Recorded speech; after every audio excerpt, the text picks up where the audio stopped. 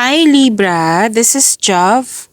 Welcome po sa ating channel. By the way, Libra, this is your weekly gabay tarot reading from January 26 to February 1, 2026. Gamitin ang reading na ito bilang gabay lamang, tandaan Libra. Ito po ay general reading.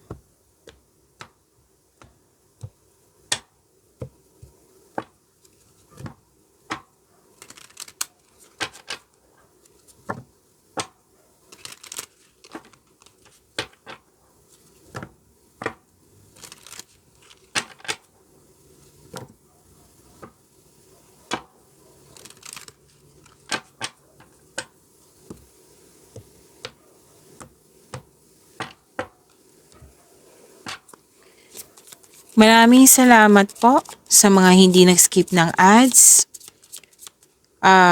Yes, sa mga hindi nag-skip ng ads, thank you po. Subscribe na po kayo sa ating channel at click bell notification para updated po kayo sa bagong video natin. Para sa mga gustong magpa-reading po, comment po kayo na personal reading and check my reply sa comment section. Ay, wow, ang ganda naman.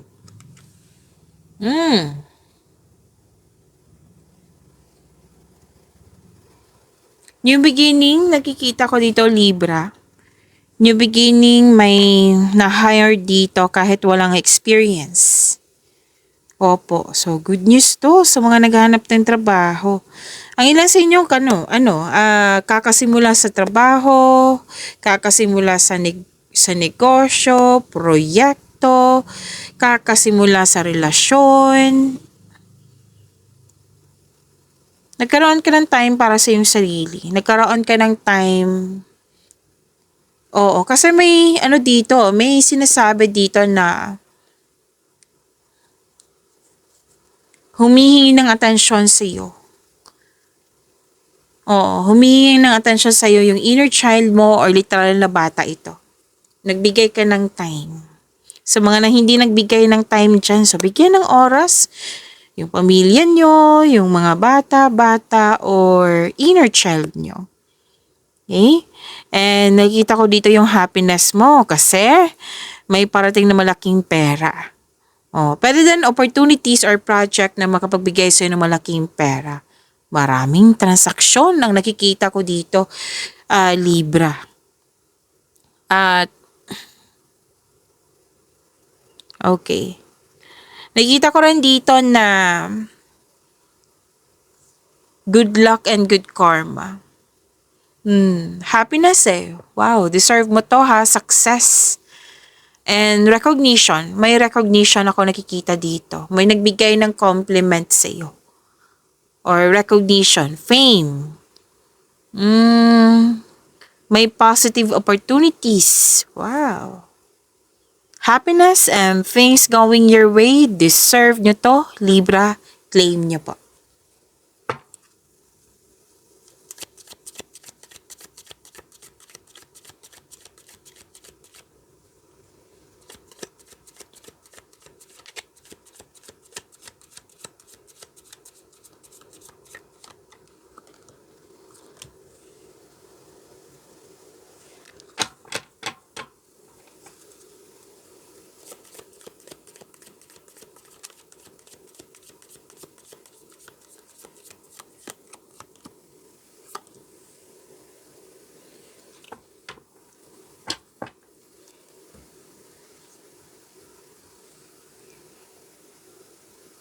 Lumabas dito yung offer sa'yo.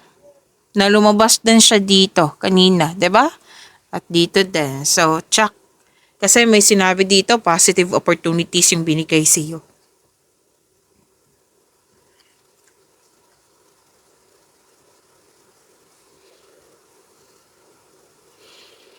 Love messages, sweetness, gentleness, may nakita kong ganyan.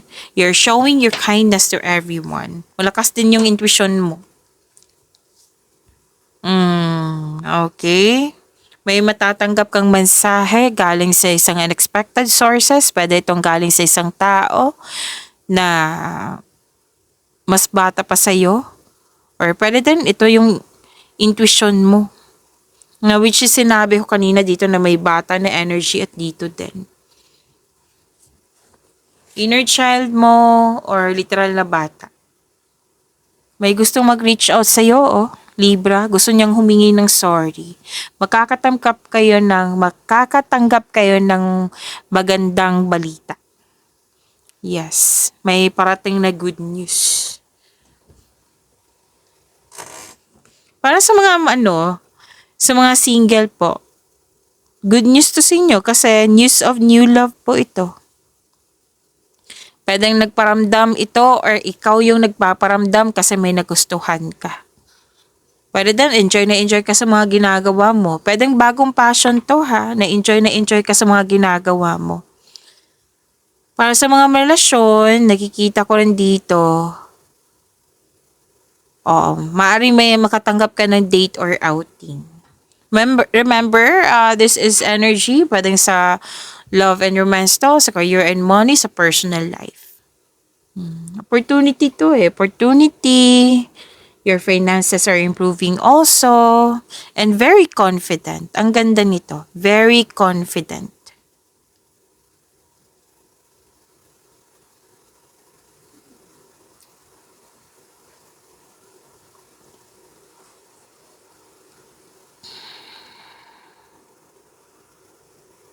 Oh, di ba sabi kanina na you're showing your kindness to everyone? Pay attention lang. Kasi may sinabi ang card dito na babala na may nag-aabuso sa inyong kabaitan. So, yan naman talaga yung dapat, di ba? Na show your kindness to everyone. Pero pay attention lang po kasi may nag-aabuso po daw sa inyong kabaitan. Okay? Baka kailangan mong put limitation, baka parati kang nagko-consider, yan. So, baka inaabuso na kasi kino-consider mo. So, pay attention. Baka kailangan mong ayusin or put limitation nga.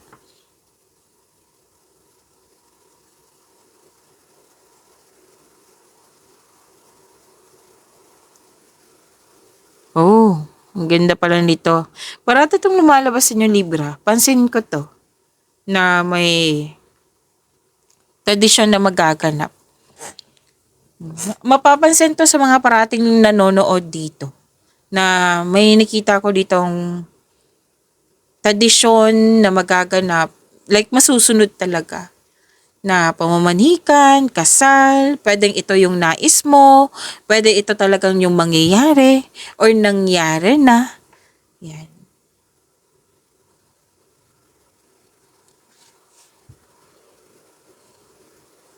So may pamamanhikan, kasal, or any kind of Pinoy tradition. Basta masusunod po. Pwede din masunod yung gusto mo, desisyon mo, plano mo. So, wedding bells is coming. Hindi lang to kasal ha, basta tradisyon ng Pinoy. Okay? Kung ano man yan. Pwede din na, kung sa career and money to, pwede din po na mag-masteral ka, mag-board exam ka para masunod yung traditional career path. Miss Job, retired na ako. Wala. Hindi na ako nag-aaral, hindi na ako nagtrabaho. Pwede din ikaw yung nagpaaral sa isang tao na gusto mag-masteral or mag-board exam na involve ka. Pwedeng ikaw to. Or pwedeng literal na ikaw talaga yung gagasta sa mga kailangan niya. Pwede din po na nag-support ka sa kanya. Pwedeng nangyari na tong nasunod talaga yung tradisyon, tapos isa ka sa masaya. Yan. Involve ka.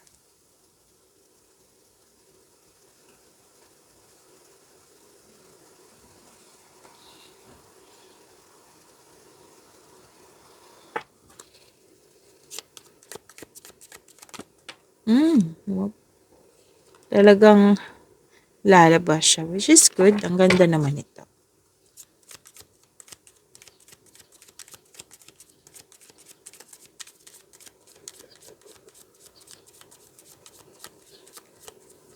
Career and money na tayo, Libra. Maganda. Ang ganda po ng career and money niyo. Inom muna akong tubig ha, saglit lang po.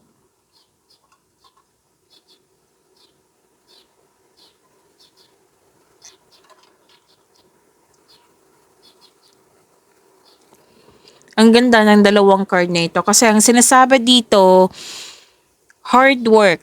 Nagiging productive ka sa araw-araw. So, expect nyo po, busy kayo ngayong week. Tapos, itong pagiging productive nyo, oo, hard work, dedikasyon sa trabaho, sa negosyo ba, for financial prosperity. So, sinabi dito, patuloy mo lang yung pagsisikap, Libra, keep up the great work. Oo. Ang ilan sa inyo nag-aaral ng bagong skills or ini-enhance nyo po yung skills nyo para magamit nyo pandagdag income. So, gumagawa kayo ng passive income. Alam nyo ba, sinabi ng card nyo dito na kung ano man to yung in-study nyo, pinapractice nyo, it will lead you to abundance po. Magbibigay ito ng abundance sa iyo. Basta magtiwala po na magagawa mo ito, trust that you can do anything, put a clear intention para ma-achieve mo tong success na gusto mo. Okay? Pagpatuloy nyo po yung sipag nyo. Sinabi ng yung card. Mukhang busy nga kayo. Oh. Bagong kasanayan, kaalaman, gusto mo yung mga ginagawa mo. Actually, tagumpay ito sa pananalapi. Itong dalawang card na ito, tagumpay sa pananalapi. Sa kaperahan po. Ito yung resulta sa inyong sipag at tiyaga. So, taas ng tagumpay sa iyong kaperahan. Naging hard worker ka kasi gusto mo ma-secure yung future mo. May project, may ano dito. Ang ilan sa inyo, naging hard worker kasi gusto magbuo na ng pamilya. Gusto masuportahan yung pamilya. So, deserve nyo tong resulta na ito. Libra. Puro kilos to eh. So, expect nyo po ngayong week na ito, magiging busy kayo. Actually, lahat kayo, mga zodiac signs, kaya, kasi nakikita ko kasi, pansin ko sa January pa lang, marami talagang nagplano na may kasamang aksyon. Plano, like, nag-decide na walang masasayang na oras, like may project, dapat nakatutok talaga. Mag-iipon ng malaking pera.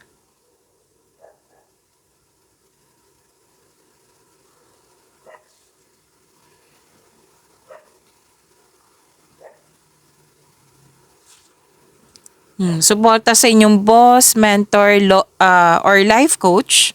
Makatulong sila sa iyo. It will help move your career forward. Tapos, nakikinig ka din sa iyong intuition, gumagawa ka ng wise choices, and very supportive yung grupo ng tao sa iyo. I think this is your family. Kung sino man tong grupo ng tao, pwedeng close friends, pwede din na mga kasamahan mo dyan na para mong pamilya. Basta po, may grupo ng tao dito na very supportive sa iyo. Dalawang card na mismo nagsabi ha, you have abundant in life. And, oo. Kasi dalawang card po mismo nagsabi dito eh. From here then na nagsisikap kayo kasi gusto nyo talagang masuportahan yung pamilya, magbuo ng pamilya. Ilang beses na lumabas dito.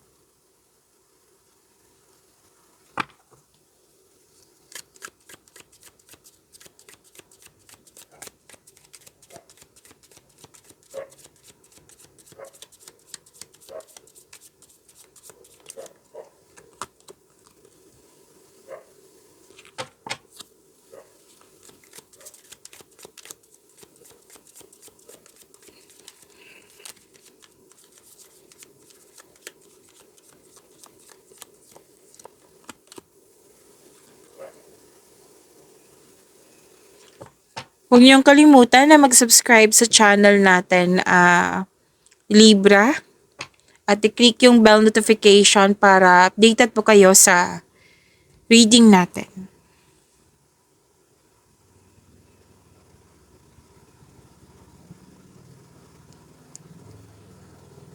Oh, may celebration din kayo. Oh. Kay Gemini kanina may celebration din. Sa inyo din. Libra, may celebration. Baka magkasama kayo ni Gemini. May celebration si Libra for this week and pwedeng kahit anong celebration, pero may nakita ko ditong birthday, monthsary, anniversary. Kahit anong celebration po ito. And may nag-celebrate nga dito kasi may natapos na project, successful completion, you're reaping rewards.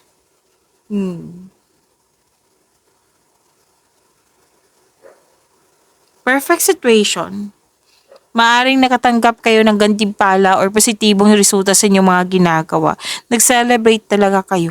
Ang ilan sa inyo, tapos na construction ng dream house nyo. Wow, ang ganda naman. Everything you have worked for is coming together.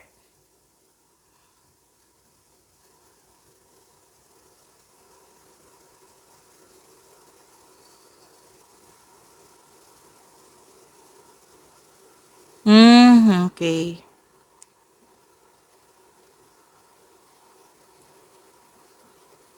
Successful completion, kung ano man tong celebration, congrats po. You deserve the success. May nakita nga ako dito ang promotion or pagtaas ng kita, sweldo. Basta may mga resulta po na nakikita ko dito. At masaya kayo, masaya. Completion, tapos may bagong simula. Yan. Single ka man, marelasyon sa buhay mag-asawa to ha. Basta may celebration po.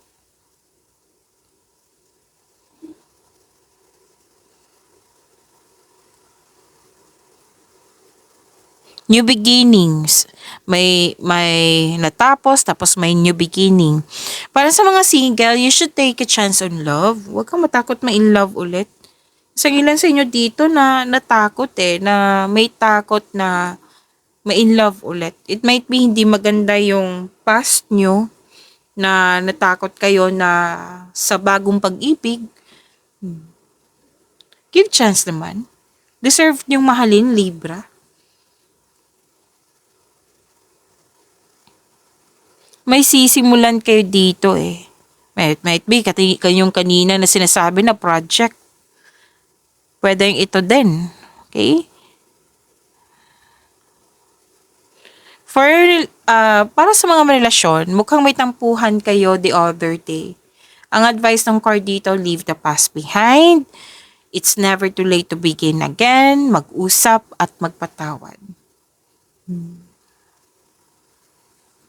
So, magkakaroon ng pagkakaayos. Please know that you are divinely guided. Lumabas din siya dito at dito din. Which is good. Ang ganda nito. Oo.